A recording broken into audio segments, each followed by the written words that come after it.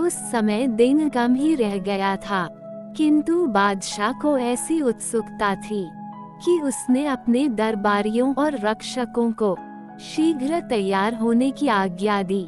फिर वह मछुआरे के पीछे पीछे हो लिया और उसके बताए हुए पहाड़ पर चढ़ गया। जब पहाड़ के दूसरी ओर उतरा तो वहाँ बड़ा विशाल वन दिखाई दिया। ये वन पहले किसी ने नहीं देखा था।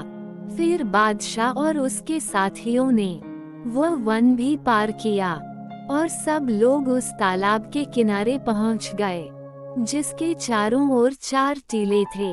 उस तालाब का पानी अत्यंत निर्मल था और जिन 4 रंगों की मछलियां उसे मछुआरे से मिलती थीं, वैसी अनगिनत मछलियां उस तालाब में तैर रही थीं। बादशाह का आश्चर्य और बढ़ा।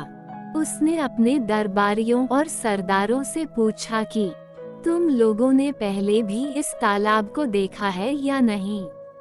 उन सब ने निवेदन किया कि हम लोगों ने इस तालाब को देखना कैसा, इसके बारे में सुना तक नहीं। बादशाह ने कहा कि जब तक मैं इस तालाब और इसकी रंगीन मछलियों का रहस्य अच्छी तरह समझ नहीं लूंगा, यहाँ से नहीं जाऊंगा। तुम सब लोग भी यहाँ डेरा डालो।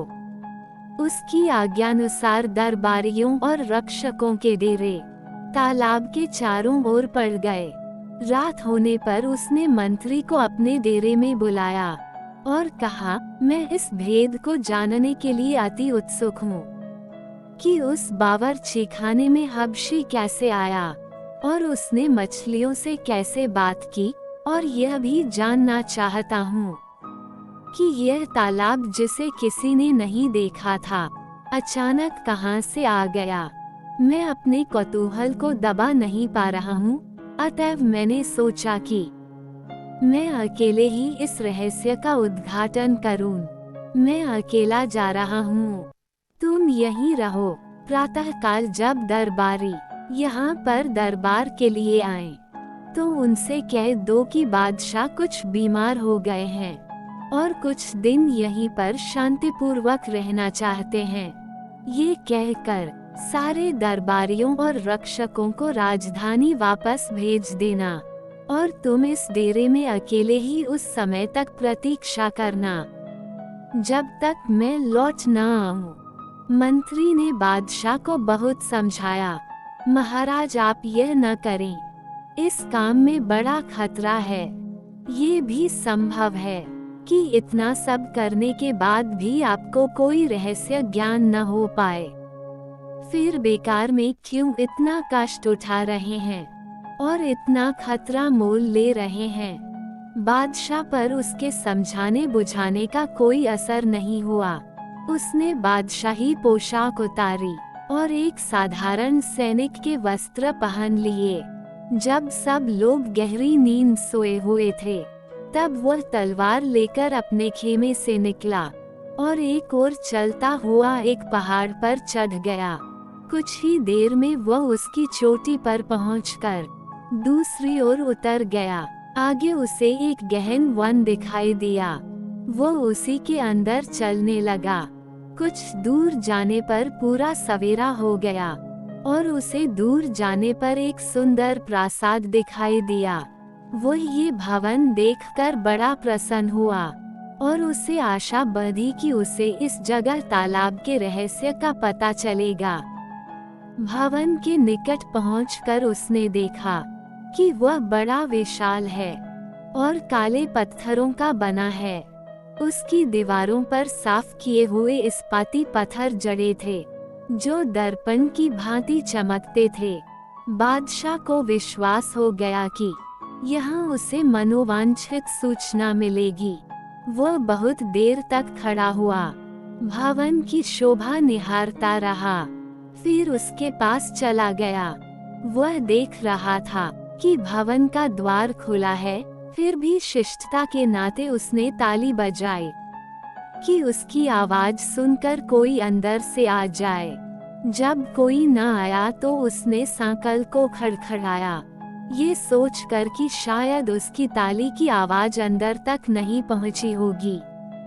सांकल खड़खड़ाने पर भी जब कोई नहीं निकला तो बादशाह को क्रोध आया कि अजीब घर है, जहाँ बुलाने पर भी कोई आकर नहीं पूछता।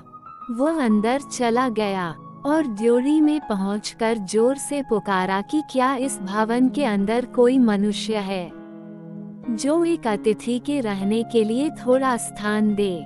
फिर भी उसे कोई उत्तर न मिला तो उसका आश्चर्य और बढ़ा। ड्योढ़ी से आगे बढ़कर वह घर में घुसा तो देखा कि अंदर से और भी लंबा चौड़ा मकान है, किंतु उसके अंदर कोई नहीं है। अब वह एक लंबे चौड़े आंगन को पार करके एक दालान में पहुंचा। उसमें रेशमी कालीन बिछा हुआ था। अंदर का मकान और भी सजा हुआ था। दरवाजों पर जड़ाऊ मखमल के पर्दे पड़े थे, जिनमें सुनहरे और रुपहले फूल बूटे कड़े थे। अंदर एक बारहदरी थी जिसमें एक हौज था, जिसके चारों ओर सोने से 4 शेर बने हुए थे।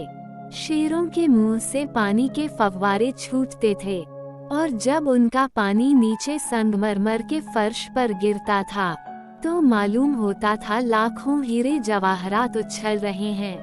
हौज के बीच में एक फव्वारा था जिस पर अरबी अक्षरों में कुछ खुदा हुआ था और उसका पानी उछलकर बारहदरी की छत को छूता था। इसके अलावा उस विशाल भवन में 3 बाग थे, जिनमें बड़े सुघड़पन के साथ भांति भांति के सुगंधित फूलों और उत्तम फलों के पेड़ लगे थे। बागों में हर चीज ऐसी तरतीब से लगी थी कि उन्हें देखकर दुखी मनुष्य भी आनंद में डूब जाए।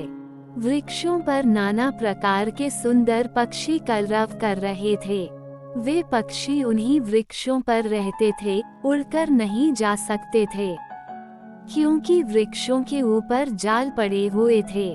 बादशाह एक कमरे से दूसरे कमरे और एक बाग से दूसरे बाग में घूम घूम कर हर वस्तु से आनंदित होता रहा। घूमते घूमते वह थक गया और एक मकान में बैठकर आराम करने लगा और सामने वाले बाग की शोभा देखने लगा। इतने में उसे एक कातर वाणी सुनाई दी, जैसे कोई बड़े दुख में कराह रहा हो। उसने कान धर कर सुना तो मालूम हुआ कि कोई मनुष्य रो रो कर अपनी करुण कथा कह रहा है और अपने दुर्भाग्य को कोस रहा है।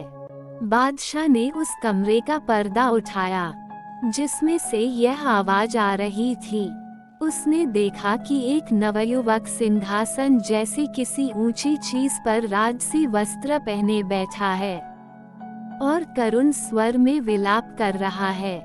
बादशाह ने उसके निकट जाकर सलाम किया तो युवक बोला, मुझे क्षमा कीजिए, मैं उठकर आपका स्वागत करने में असमर्थ हूँ, इसलिए मैं आपके पास न आ सका।